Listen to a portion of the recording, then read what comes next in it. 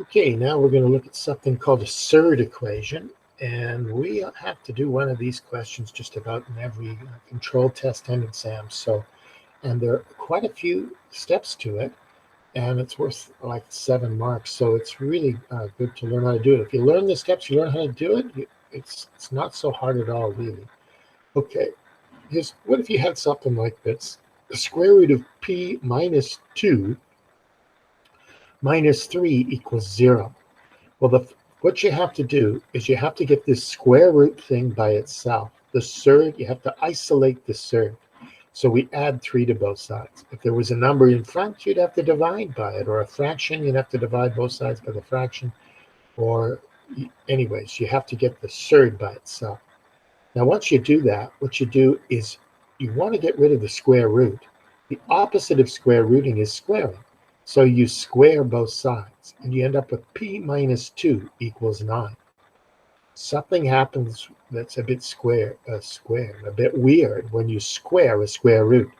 This squaring can create what they call erroneous solutions, false solutions. So you got an answer, but it doesn't work.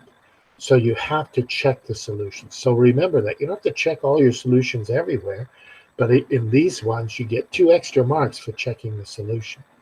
So we've got p minus 2 equals 11, and now we've come up with p equals 11. But now we want to see, is it true? Is it true? Now, sometimes it isn't true. So what you do is you take 11 and you put it back in for p. So instead of p, you put in 11. 11 minus 2 is 9. The square root of 9 is 3, and 3 minus 3 equals 0, which is the right-hand side. So, hey, it works. So then you can say the solution to this surd equation is p equals 11. We've got 6 questions here.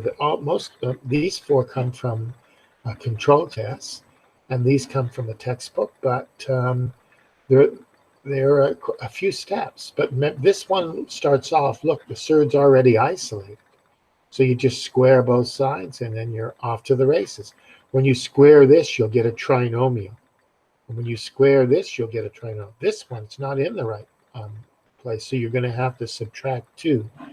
This one, you're going to maybe subtract 2. Then you square both sides. When you square the minus, it'll just become positive. You'll just have 8 minus x. Then you'll have a trinomial on this side. This one, you'll have to put the 2x over there and then square it. So, but it's all just still about basically the same from the example.